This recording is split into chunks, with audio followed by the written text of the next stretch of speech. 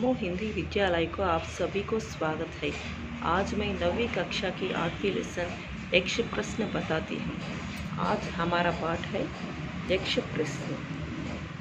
ईश्वर क्या है అంటే భగవంతుడు ఎవరు? జన్మ के पहले हम क्या थे అంటే పుట్టుకకు ముందు మనం ఎవరం? మృత్యు के बाद हमारा क्या होगा? మరణానంతరము మనం ఏమవుతాము?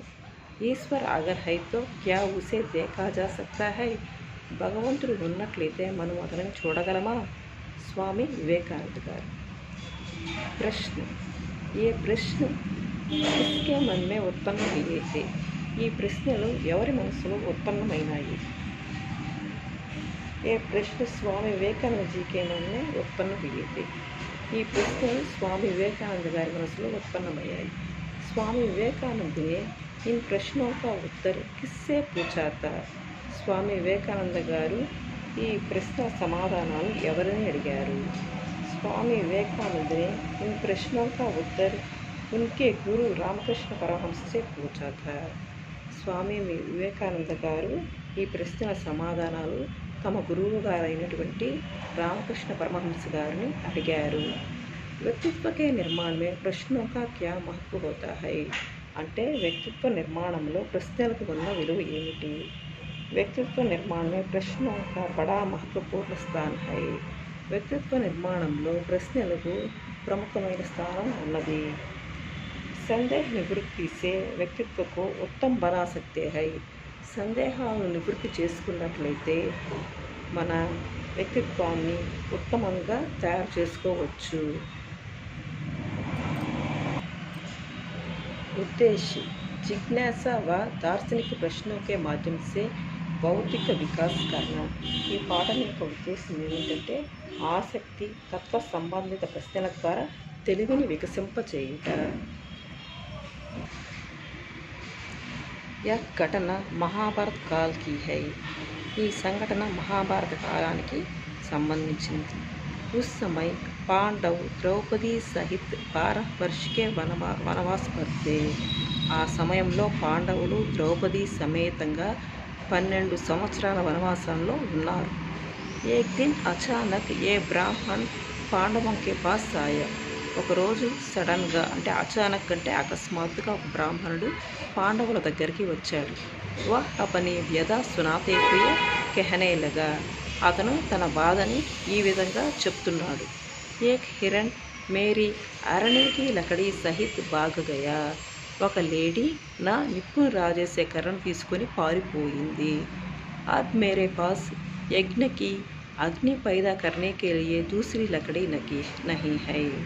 ఇప్పుడు నా దగ్గర యజ్ఞము చేయడానికి అగ్నిని ఉత్పత్తి చేసే కర్ర ఇంకొకటి లేదు. కృపయా మేరీ లకడీ వాపస్ దిలాదో. దయచేసి నా కర్ర నాకు తిరిగి ఇవ్వండి, తిరిగి తెప్పించండి అని పాండవులని ఎవరు అడుగుతున్నారు? ఒక బ్రాహ్మణుడు అడుగుతున్నాడు.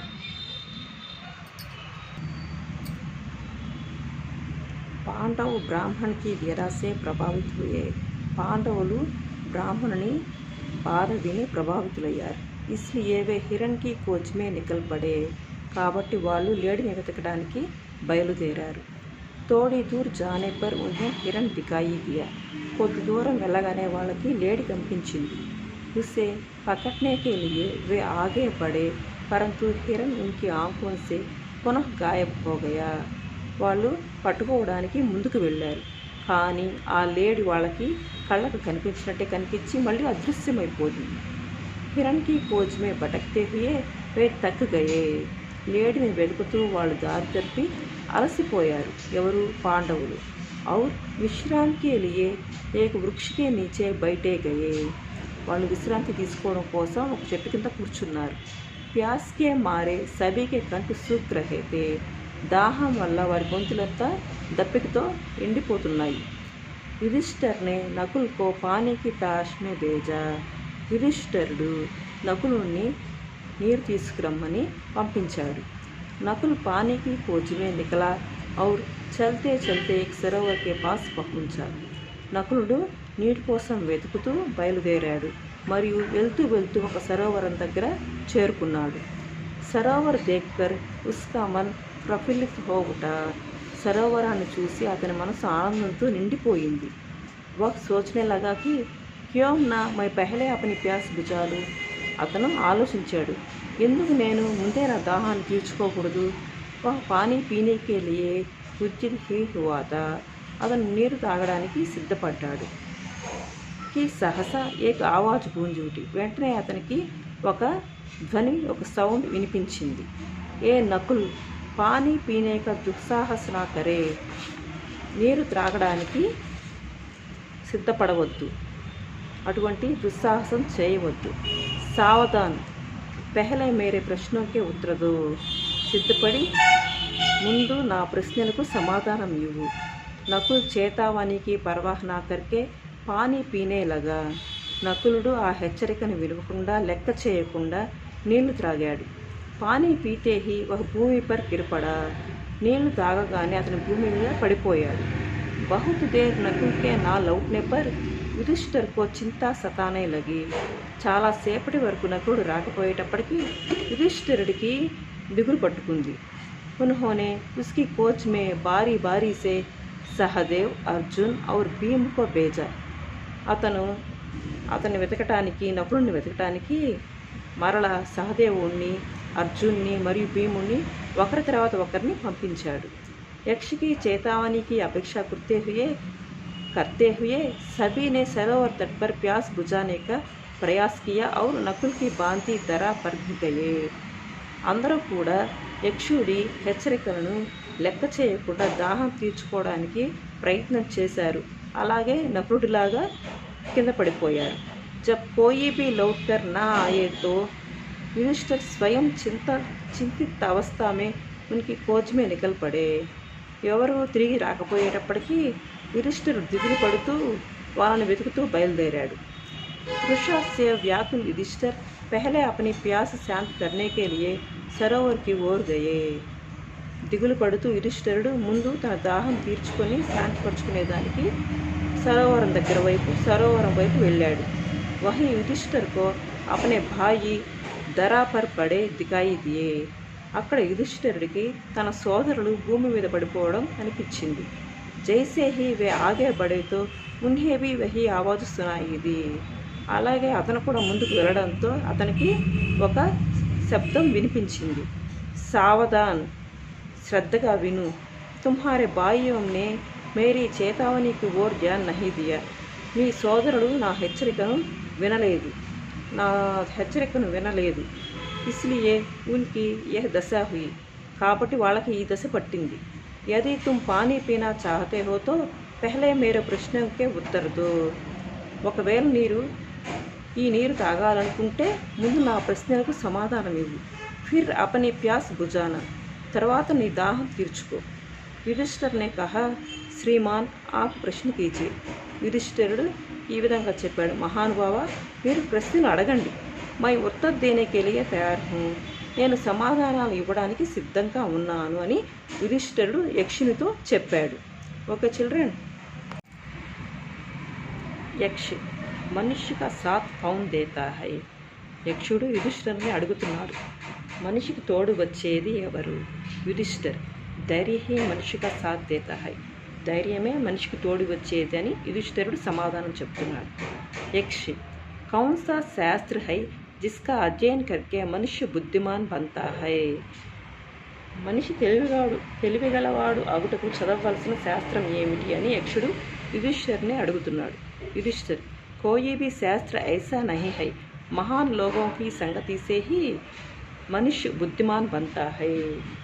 ఏ శాస్త్రమో ఆ విధంగా లేదు. గొప్పవారి సాంగత్యంతోనే మనిషి తెలివిగలవాడు అవుతాడు.